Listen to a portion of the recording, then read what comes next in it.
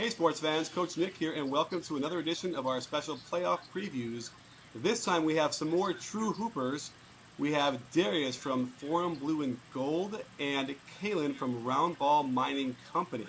And a little bit of a special late night session for us. So I figured let's throw it out to the higher seed, Darius over at Forum Blue and Gold.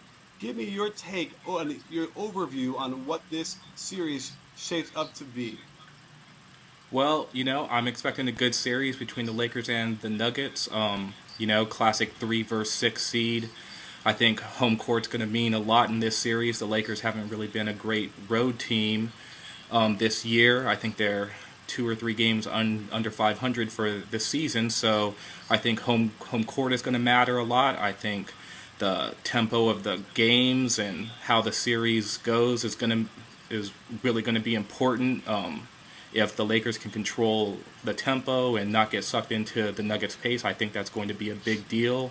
So I'm looking for some exciting action, but for the Lakers to try to control the tempo and really work their big men inside to try to take this series. Kalen, how do you see this thing shaping up? Um, I honestly see it shaping up to where LA is probably going to take it, whether that be in 6 or 7 games, I'm not sure, but I think that is probably going to go either 6 or 7.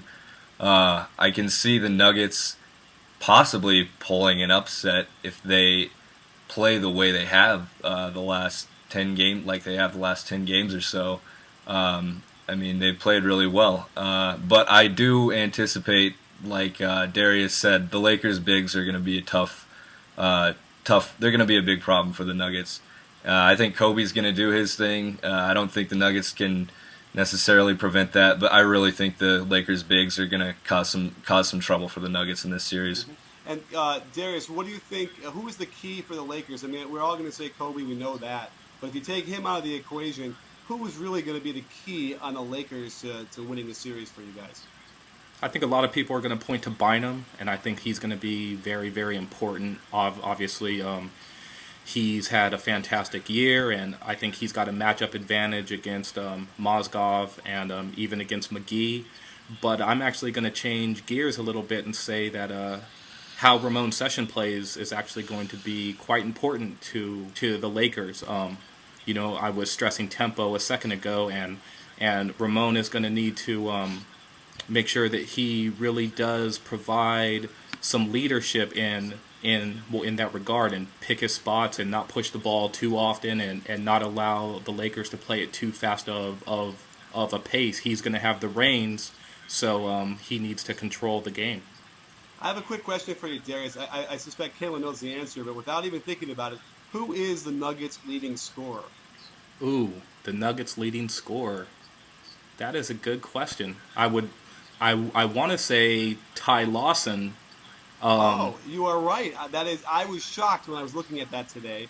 Kalen, can you just talk a little bit about that and how that happened? Well, Ty Lawson's actually he's a pretty good scorer of the basketball, and he's actually a lot better outside shooter than people think. Um, I would say though that Afflalo at this point and even Galinari are probably better in terms of just saying, okay, go get me some points. I think they can do it better than Ty Lawson, but Lawson has the ball in his hands so often, and it really gives him more opportunities to take it to the rack when he sees an opening and stuff like that. Who do you think is going to be able to check Kobe Bryant?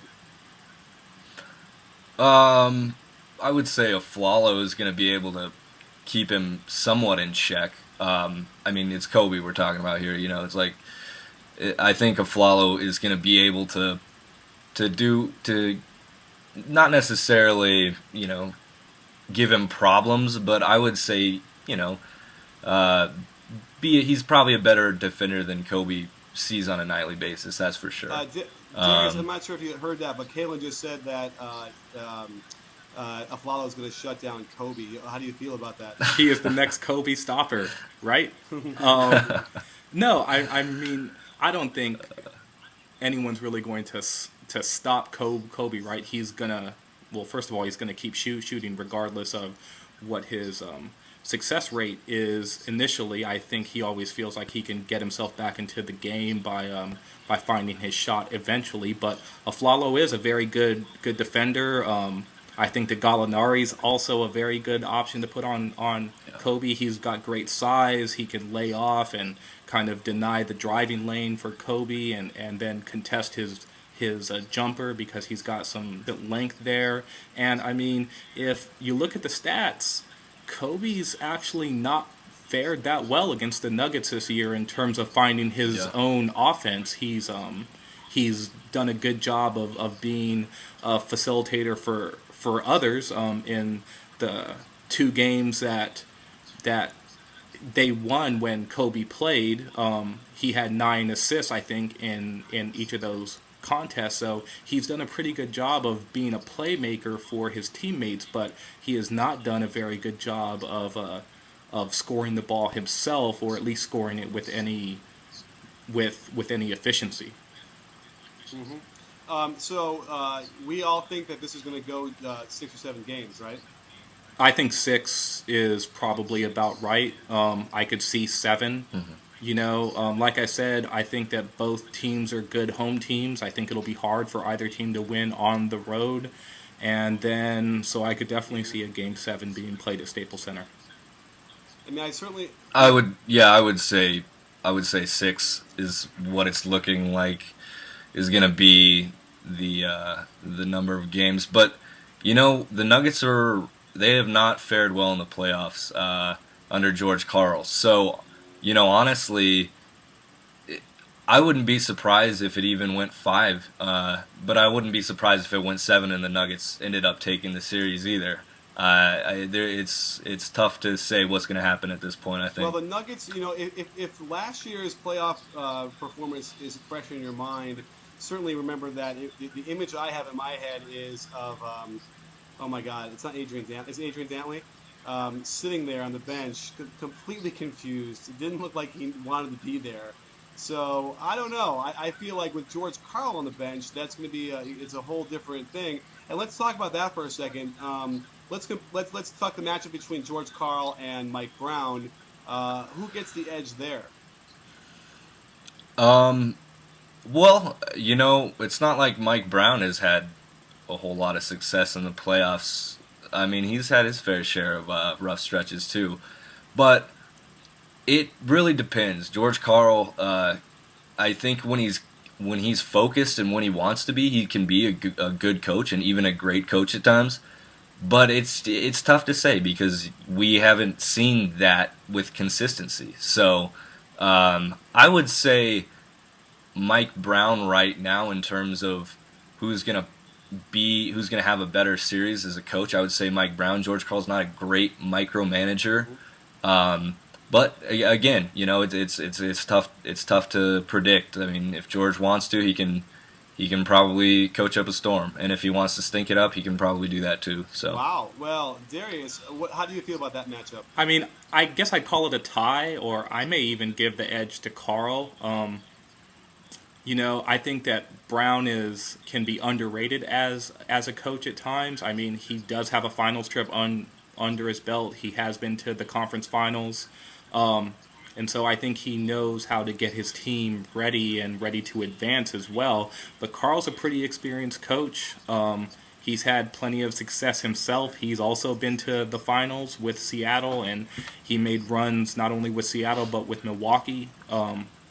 And he's done some good things with the Nuggets as well. And I mean, you have to understand that the Nuggets have faced the Lakers a couple of times in the playoffs. I believe they faced them in 2008 and 2009. And while the personnel is a lot different from the Nuggets side, the Lakers core is pretty similar, and Karl's been coaching against these guys for a long time in terms of seeing Gasol and Kobe and even Bynum. So if he kind of goes into the past and dials up some of the tendencies and looks at some tape in terms of what's worked and what hasn't, he may find some trends that work for him.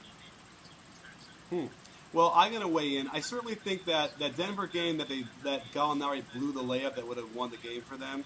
up until that point was very impressive to me. And it seems like the Nuggets do have particular weapons that could really hurt the Lakers, and they could kind of match up okay. Kalen, remind me who do you think is going to match up against Gasol mostly? Well, it should be Kenneth Faried because he's the starting power forward now. But Gasol's got a huge size advantage on Faried, and Faried is still a rookie. We have to remember that. He's definitely struggled in terms of defense at times. But I would say, Carl would try to trust him as much as he can, and then I guess Birdman is pretty much out of the equation. So it's him, Kufos, McGee, and Mozgov maybe. And Mozgov's a good defender, so you might see him on Gasol once or twice in the series if Carl deems it necessary. And what about Al Harrington, Well, Kalen? You think that? Yeah, he can. I think Al Harrington might even be a better option to defend Gasol than Faried. Al's got a little bit more height, and he's a veteran, and he knows what's going on. This time of year, he knows what he needs to do to step up. I could definitely see him doing a little defense on Pau as well. Well, let's wrap this up with our predictions. Why don't you go first? Geez, I guess I'd say the Lakers in 6. I could see it going 7, but I could definitely see the Lakers close out in 6 games in Denver.